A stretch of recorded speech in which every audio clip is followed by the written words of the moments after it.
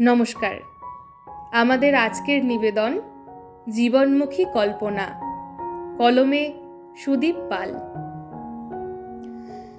জীবন যদি হতো আমার শখের ওই কবিতার খাতা, ছন্দ দিয়ে ভরিয়ে দিতাম ওই এলোমেলো শব্দের পাতা।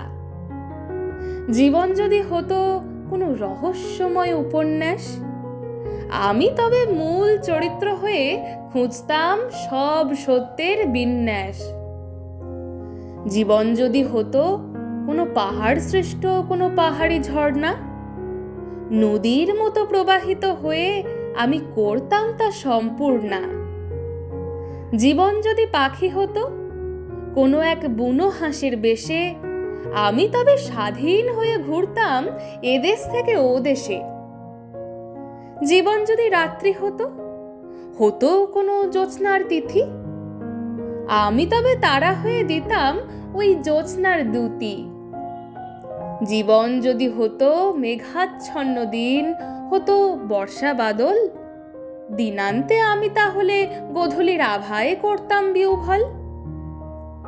জীবন যদি হতো কোনো দক্ষিণমুখী খিড়কি, দক্ষিণী বাতাস বয়ে আমি খুশি হতাম বই কি। ধুর, জীবন এত কাল্পনিক নয়, কঠোর বাস্তবতা। সর্বনাশ হয়ে যাবে যদি না করি জীবনকে শ্রদ্ধা। না, দুঃখ স্বীকার করা যাবেই না, মানা হবে না কোনো পরাজয়।